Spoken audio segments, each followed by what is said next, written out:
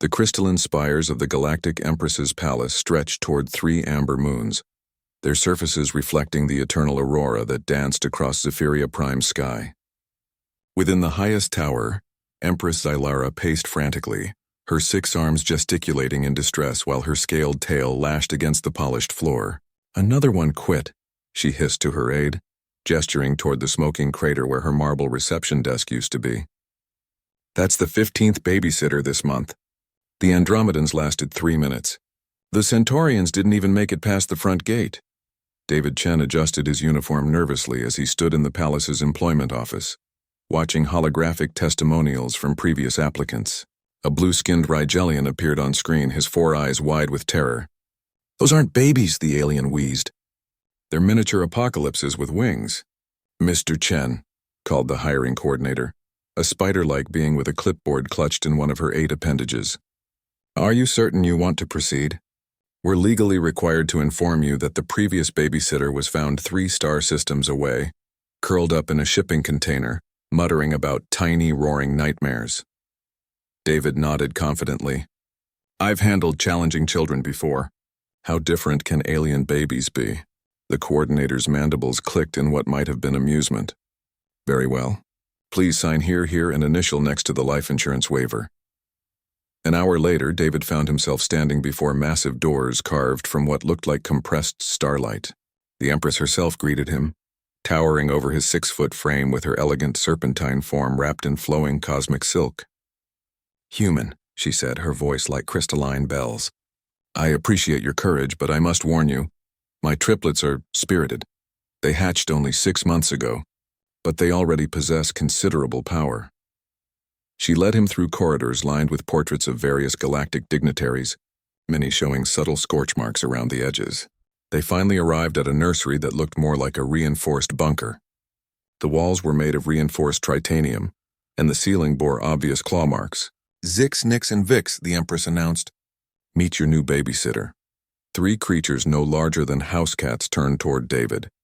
They had the general shape of tiny dragons, iridescent scales, delicate wings and eyes that swirled with miniature galaxies. They were undeniably adorable, but David noticed the way the air around them shimmered with barely contained energy. The first dragonling, Zix, tilted his head and let out what sounded like a purr. The sound wave shattered every piece of crystal decoration in the room. Nyx, apparently feeling competitive, spread her tiny wings and breathed what David assumed was meant to be a small flame. Instead, a beam of pure stellar energy carved a perfectly circular hole through the reinforced wall, revealing the garden 3 floors below. Vic simply looked at David and smiled, revealing rows of teeth that seemed to bend light around them. "They like you already," the Empress said hopefully, stepping carefully around the smoldering debris. "I'll return in 4 hours. Try to keep casualties to a minimum." As soon as the Empress left, the 3 dragonlings began what David could only describe as synchronized chaos. They zipped around the room at impossible speeds, leaving trails of cosmic fire and reality distortions in their wake. Toys exploded on contact. The floor began showing stress fractures from their excited stomping. David tried everything he'd learned in his childcare courses. He attempted to engage them with games, but Zix accidentally turned the building blocks into a miniature black hole.